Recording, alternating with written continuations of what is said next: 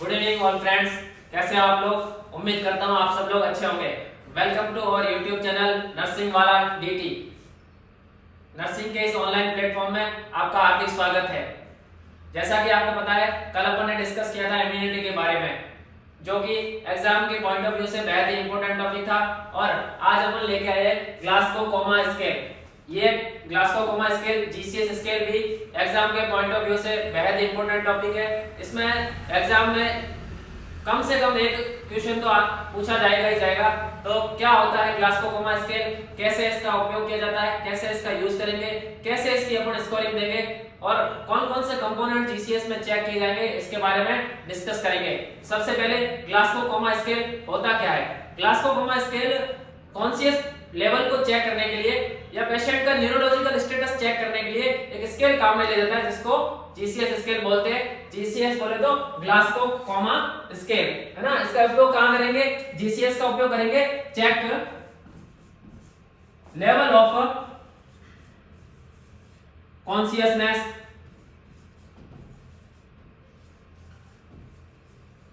है ना। जीसीएस का उपयोग अपन कहां करेंगे, कॉन्शियस लेवल को चेक करने के लिए, या अपन बोल सकते हैं किसी पेशेंट के न्यूरोलॉजिकल स्टेटस को चेक करने के लिए।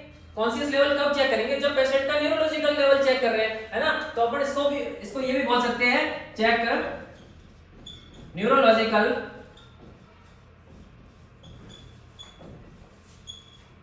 स्टेटस, है ना। तो जीसीएस का उपयोग कहां करते हैं, कॉन्शियस लेवल को चेक करने के लिए या पेशेंट के न्यूरोलॉजिकल स्टेटस को चेक करने के लिए। अब अपने को देखना है कि जीसीएस के अंदर अपन कौन कौन से कंपोनेंट चेक करेंगे। तो जीसीएस के अंदर मेनली है वो 3 प्रकार के कंपोनेंट चेक किए जाते हैं। ईवीएम, ईवीएम आपने नाम सुना होगा। आप कभी वोट देने गए हो कि नहीं गए हो, हैं? वोट देने गए होंगे तो वहां पे आपने नाम सुना होगा ईवीएम। क्या होता है ईवीएम, उसके बारे में अपन डिस्कस करेंगे। ईवीएम, जो ईवीएम मशीन में आपने वोट दिया होगा, तो इसको याद रखने का बहुत अच्छा तरीका है। तो जीसीएस के जो कंपोनेंट होते हैं, कौन कौन से कंपोनेंट होते हैं, ईवीएम। ई बोले तो आई रेस्पॉन्स, वी बोले तो वर्बल रेस्पॉन्स,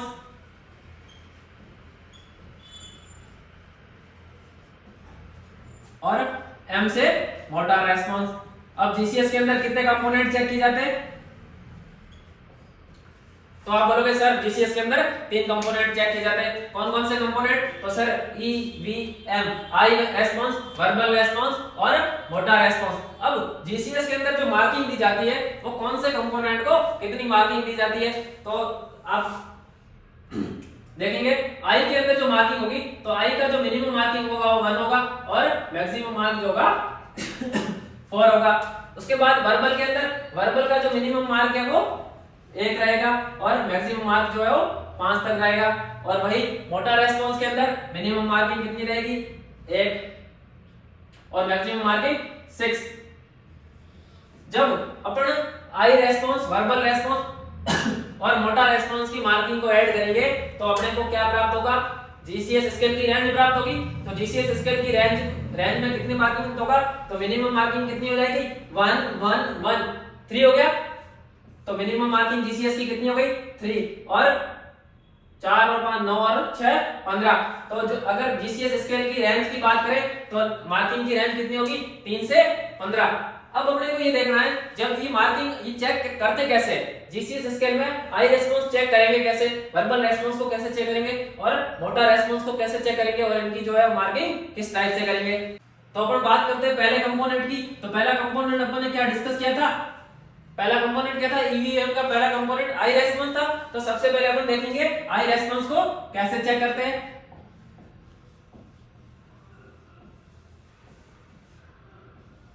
अब देखो, अब आप ट्रॉमा सेंटर के अंदर काम कर रहे हो और आपके पास पेशेंट आया हेड इंजरी का। अरे न्यूरोलॉजिकल स्टेटस कौन से पेशेंट का चेक करोगे, हेड इंजरी वाला पेशेंट होगा उसमें चेक कर सकते हो, है ना। जिसका नर्वस सिस्टम गड़बड़ हो जाएगा उसका ही तो अपन जीसीएस चेक करेंगे। तो देखो आई रेस्पॉन्स अपन कैसे चेक करेंगे। आई में अपन ने बात की थी, इसकी जो मार्किंग थी वो कितनी तक दी थी अपन ने, 1 से 4। तो मैक्सिमम मार्किंग कितना, 4, उससे कम 3 2 और मिनिमम मार्किंग कितना, 1। अब अपन 4 मार्क किसको देंगे, 3 किसको देंगे, 2 किसको देंगे और 1 किसको देंगे। तो कोई पेशेंट जो आपके पास आया और वो जो अपनी है आई है वो नॉर्मली मूवमेंट कर रहा है, आई अपनी क्लोज अपने आप कर रहा है, ओपन कर रहा है, इधर उधर आराम से देख रहा है बिना किसी की हेल्प के, बिना किसी स्टिमुलाई के। अगर नॉर्मल आई ओपनिंग हो रही है तो उसको कितना मार्क्स जाएगा? 4 नंबर देंगे, है ना। तो 4 नंबर अपन किसको देंगे? स्पॉन्टेनियस आई ओपनिंग, है ना। स्पॉन्टेनियस आई ओपनिंग क्या मतलब हुआ? अपने आप अगर आई जो है वो मूवमेंट कर रहा है, ओपन कर रहा है, तो उसको 4 मार्क देंगे। उसके बाद अपन देखो, आपके पास पेशेंट आया और उसकी आंखें बंद है, वो आंखें खोल नहीं रहा है, तब आपने उसको क्या दिया? बुलाया।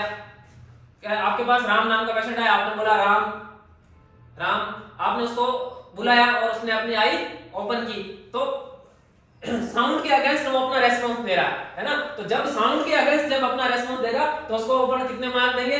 3 मार्क। तो 3 मार्क के अंदर क्या लिखेंगे? आई ओपनिंग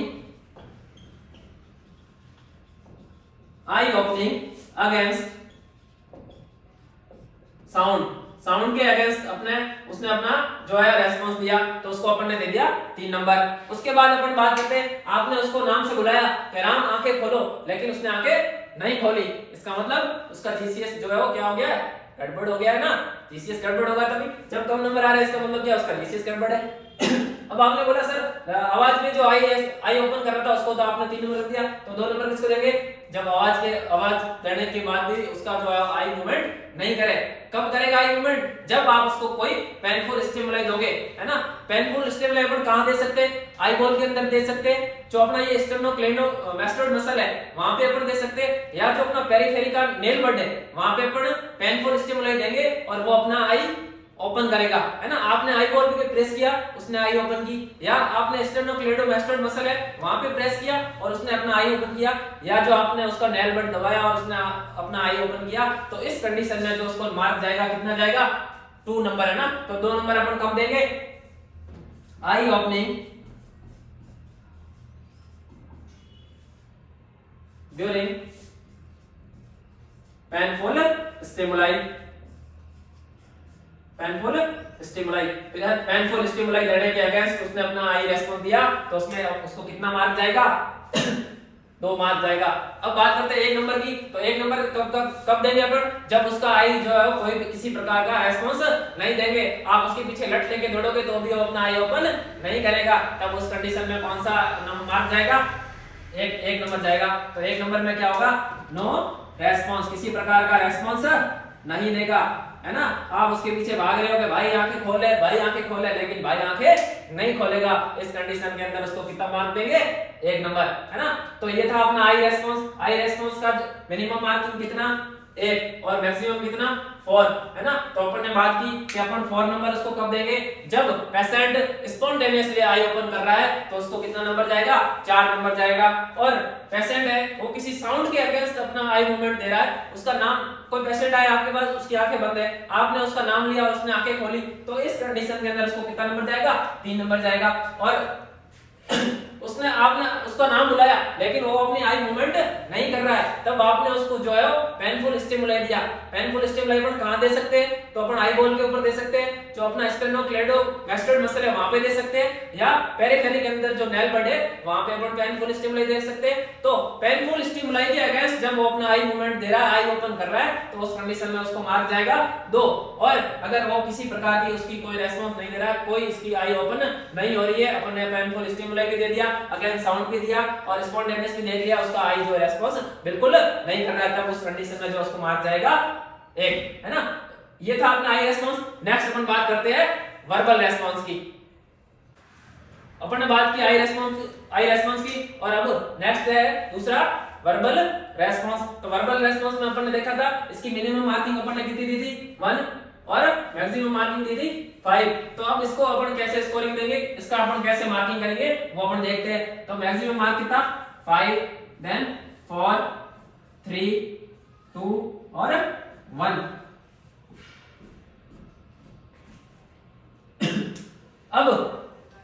अब आपने देखा होगा कोई पेशेंट है आपके पास आया और वो नॉर्मली बातें कर रहा है ना, किसी प्रकार का कोई उसको स्टिमुलेट नहीं देना पड़ रहा है, वो नॉर्मली बात कर रहा है, हेड इंजरी का पेशेंट है। आराम से बात कर पा रहा है ना। इसका मतलब क्या, वो पेशेंट जो है फुली टॉकेटिव है ना। जब कोई पेशेंट फुली टॉकेटिव आपके पास में आएगा तब आप अगर उसका जीसीएस चेक कर रहे हो तो उसको कितना नंबर जाएगा, 5 नंबर जाएगा। कौन सी कंडीशन में, फुली टॉकेटिव।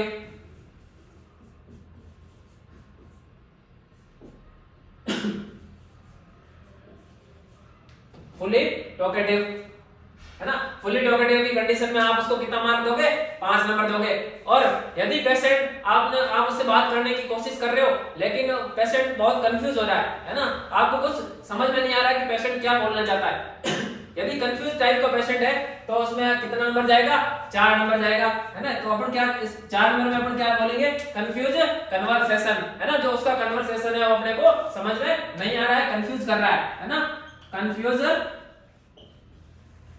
कन्वर्सेशन कितने नंबर दिया कंफ्यूज कन्वर्सेशन में, 4 नंबर है ना। अब आपने पेशेंट के पूछा आपका नाम क्या है और पेशेंट बोल रहा है मैंने खाना खा लिया। अरे पेशेंट है वो न्यूरोलॉजिकल, उसका न्यूरोलॉजिकल स्टेटस गड़बड़ा गया है तो वो कुछ भी जवाब दे सकता है ना, देखा कि नहीं देखा है ना। आपने उसको पूछा आप कहाँ रहते हो और वो बता रहा है मेरी शादी हो गई है। अब शादी हो गई तो भुगत भाई क्या कर सकते हैं हम, हमारा काम तो जीसीएस लेना है, हम तो जीसीएस लेंगे है ना। अगर पेशेंट जो है आपके सवाल का उल्टा जवाब दे रहा है, आप पूछ क्या रहे हो और वो बता क्या रहा है, मतलब मीनिंगलेस कन्वर्सेशन कर रहा है आपसे, तो उसको कौन सा नंबर जाएगा। जब पेशेंट मीनिंगलेस कन्वर्सेशन करेगा तो उसको जीसीएस लेने के दौरान उसको कितना नंबर देंगे अपन, 3 मार्क देंगे है ना। 3 नंबर में क्या होगा, मीनिंगलेस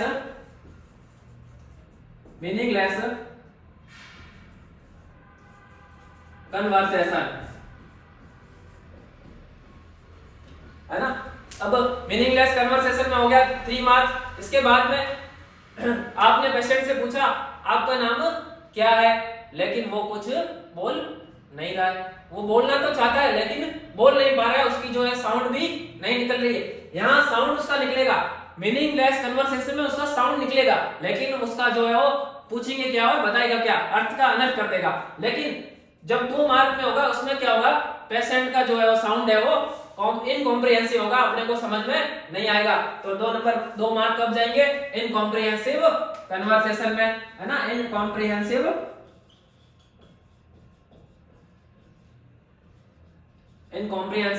कन्वर्सेशन है ना। तो 2 नंबर में क्या होगा, जो पेशेंट जो है वो क्या बोलेगा अपने को कुछ भी समझ में नहीं आएगा। इसके अलावा लास्ट वन 1 नंबर में क्या होगा, पेशेंट जो है वो बिल्कुल पेशेंट जो है बिल्कुल रेस्पॉन्स नहीं करेगा है ना। तो 1 नंबर के अंदर क्या आएगा, नो रेस्पॉन्स है ना।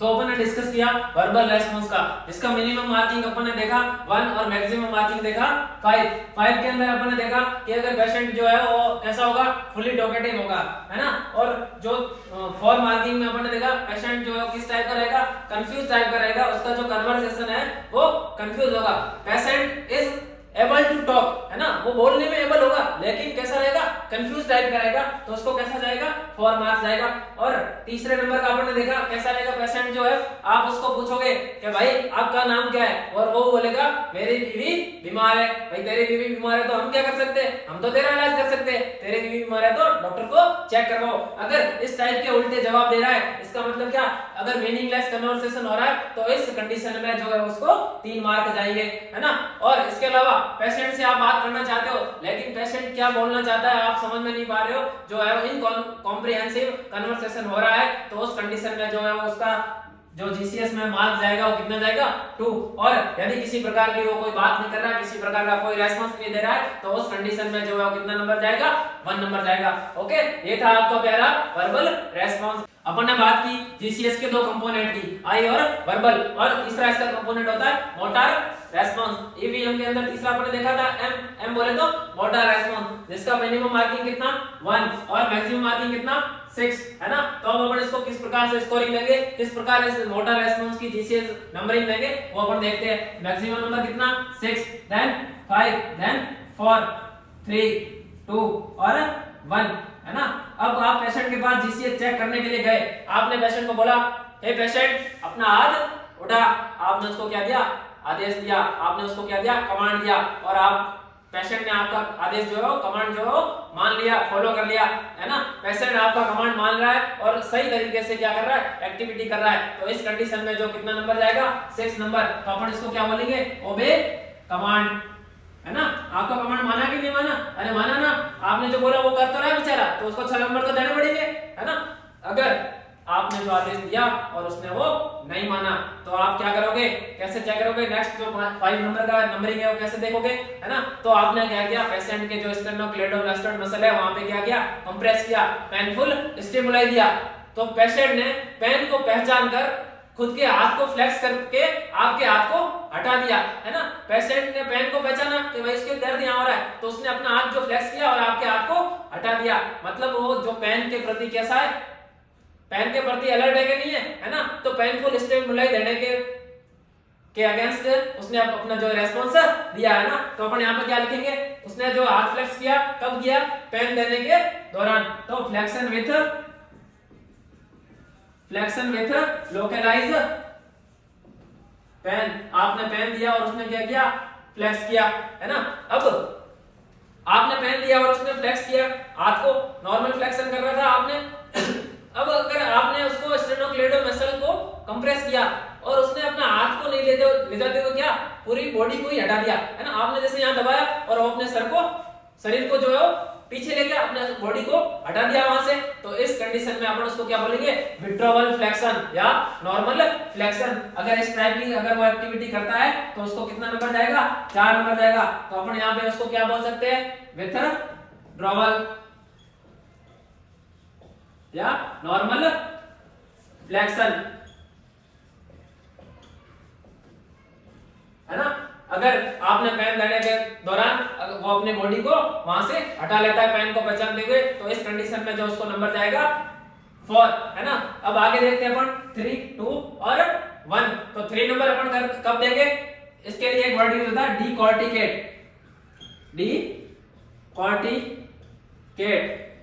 है ना। और 2 नंबर में आएगा डीसेरिब्रेट, है ना। क्या होता है अभी मैं आपको बताता हूं, डीसेरिब्रेट, है ना। और जो 1 नंबर कब होगा, फ्लैसिडिया नो मोटर रेस्पॉन्स।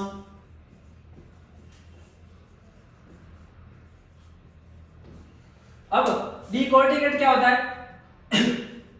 डीकॉर्टिकेट का मतलब आपने उसको कोई स्टिमुलाई दिया और उसने जो अपनी एक्सट्रीमिटी है उसको क्या किया, फ्लेक्स कर दिया। कैसा फ्लेक्स किया, ये एबनॉर्मली फ्लेक्स कर रहा है ना, तो अपनी एक्सट्रीमिटी को एबनॉर्मली फ्लेक्स कर देगा। उस कंडीशन को अपन क्या बोलेंगे, डीकॉर्टिकेट बोलेंगे, या इसको अपन क्या बोल सकते हैं, फ्लेक्सर स्टेज भी बोल सकते हैं, है ना। ये कई बार एग्जाम में पूछा गया है। फ्लेक्सर क्या होता है, फ्लेक्सर और डीकॉर्टिकेट आर द सेम, है ना, दोनों सेम होते हैं। डीकॉर्टिकेट और फ्लेक्सर अपन किसको बोलेंगे, एबनॉर्मल फ्लेक्शन ऑफ एक्सट्रीमिटीज, है ना। और डीसेरिब्रेट किसको बोलेंगे, डीसेरिब्रेट। डीकॉर्टिकेट की स्टेज में तो आपने कितना मार्क दिया, 3 मार्क दिया। और डीसेरिब्रेट क्या होगा, एबनॉर्मल फ्लेक्शन, वो अपनी एक्सट्रीमिटी को क्या करेगा, एबनॉर्मल एक्सटेंशन करेगा, है ना। अपनी एक्सट्रीमिटी को क्या करेगा, एक्सटेंड करेगा, फैलाएगा, उसको अपन क्या बोलेंगे, डीसेरिब्रेट बोलेंगे, या इसको क्या बोल सकते हैं, एक्सटेंशन, है ना, एक्सटेंशन बोल सकते हैं। तो एक्सटेंशन या डीसेरिब्रेट की कंडीशन में उसको कितना मार्क जाएगा, 2 मार्क जाएगा, है ना। अब लास्ट वन, 1 नंबर आप कब दोगे, फ्लैसिड, मतलब उसका जो एक्सट्रीमिटीज है वो कोई रेस्पॉन्स नहीं दे रही है, फ्लैसिड है, बिल्कुल पैरालिसिस टाइप की पड़ी है, कोई किसी प्रकार का मोटर रेस्पॉन्स नहीं दे रहा है। इस कंडीशन में जो उसको कितना मार्क जाएगा, 1 मार्क जाएगा, है ना। तो ये अपन ने क्या पढ़ा, मोटर रेस्पॉन्स जिसकी मिनिमम मार्किंग 1, मैक्सिमम 6 नंबर कब देंगे, जब वो अपन अपने कमांड को क्या कर रहा है, ओबे कर रहा है अपने कमांड को मान रहा है। और यदि वो किसी पेन स्टिमुलाई देने के दौरान अपने जो एक्सट्रीमिटी को फ्लेक्स कर रहा है, तब उसको कितना मार्क जाएगा, 5 मार्क जाएगा। और पेनफुल स्टिमुलाई के दौरान वो अपनी बॉडी को ही साइड में ले जा रहा है, बॉडी को ही फ्लेक्स कर रहा है, तो उसको क्या बोलेंगे, विथड्रॉवल या नॉर्मल फ्लेक्शन। उसके बाद 3 नंबर में क्या देंगे, क्या देखेंगे अपन, डिकॉर्टिकेट या फ्लेक्सर, वो अपनी जो एक्सट्रीमिटी है उसको क्या करेगा, एबनॉर्मली फ्लेक्स करेगा, फ्लेक्शन करेगा, है ना। और 2 नंबर में क्या करेगा, डिसेरिब्रेट के अंदर क्या होगा, जो अपनी एक्सट्रीमिटी है उसको एबनॉर्मली एक्सटेंड करेगा, एक्सटेंशन करेगा एबनॉर्मली। और लास्ट वन जो था 1 नंबर के अंदर, कोई किसी प्रकार का मोटर रेस्पॉन्स नहीं होगा। बड़ा जीसीएस, जीसीएस का main check level of consciousness, जिसके अंदर अपन ने जीसीएस के कंपोनेंट के बारे में डिस्कस किया, कैसे जीसीएस को चेक किया जाता है। जीसीएस के कितने कंपोनेंट अपन ने देखे, 3 कंपोनेंट, आई रेस्पॉन्स, वर्बल रेस्पॉन्स और मोटर रेस्पॉन्स। जो जीसीएस की स्केल की रेंज होगी वो कितनी होगी, 3 से 15। अब सर अगर किसी पेशेंट का जीसीएस कम आ जाए तो उसको अपन क्या बोलेंगे, है ना।